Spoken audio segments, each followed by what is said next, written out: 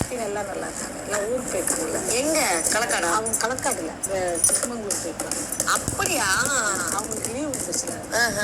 இது court leave தான். இது நம்ம ஜெகத்தாம்பாள். அவங்க வீட்டில் எல்லாம் படிப்பு காரியம் எல்லாம் பிஸியாக இருக்காங்க. வரலையா? ஆமா ஆமா.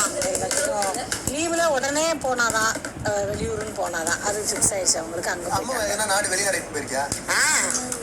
ஸ்ரீலங்கா. அப்படிங்களா? ஆமா ஸ்ரீலங்கா. ஆமா ஸ்ரீலங்கா குரூப் ட்ரிப்புக்கு வந்து அம்மாவை கூட்டிட்டு போயாச்சு. அதுக்கப்புறமேட்டு அவங்களா போனதுதான் வந்து மலேசியா அதெல்லாம். ஸ்ரீலங்கா அப்புறம் கல்கத்தா. நாங்க செமினார் போற இடத்துல நாங்க அப்படி போயிருக்கோம். அவங்களுக்கு வந்து என்னன்னா ஆஃப்டர் அப்பா டிமைஸ்க்கு அப்புறமேட்டு தமிழ் தான் வந்து ஃபுல் அண்ட் ஃபுல் அவங்களுடைய வாழ்க்கை. நல்லா அங்க அந்த தமிழ் மன்றங்கள்ல வந்து அவங்க ஆமா ஆரம்பத்துல இருந்து பேசுவேன் அப்படிங்கறத விட நம்ம மேடை பேச்சு அப்படின்றத விட நிறைய பொழிவுகள் கொடுப்பேன். அதாவது இணையத்துல பொழிவு. அது இப்ப வந்து 500 அப்படின்ற ஒரு இலக்கியம் இருந்துச்சுன்னா அதுல ஒரு பாட்டுக்கும் பாட்டு சொல்லுங்கம்மா, நீங்க சொல்லுங்க. ஆமா அந்த இது இந்த கூற்று எல்லாம் சொல்லுவேன்ல, எட்டு தொகை எல்லாமே அதை பத்தி ஃபுல்லாவே பேசுவீங்களா?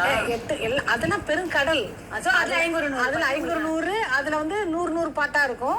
அதுல ஒரு 400 பாட்டு முடிச்சிட்டேன் நானு. 100 பாட்டை மட்டும் புஸ்தகமா போட்டுட்டேன். 500 மருதத்திணை பாடல்கள் புத்தகமா ஐங்குறு மற்றும் மருத பாடல் வந்து எங்களுடைய பேராசிரியர் சரஸ்வதி எழுதியிருக்காங்க. வாங்கி படிங்க. ஆமா அந்த இது பேர் 500 மருதத்திணை பாடல்கள். 500 மருதத்திணை பாடல்கள் மட்டும் போட்டீங்களா? மருதத்திணை பாடல்களை மட்டும் திரை இசை பாடல்களோட இணைச்சு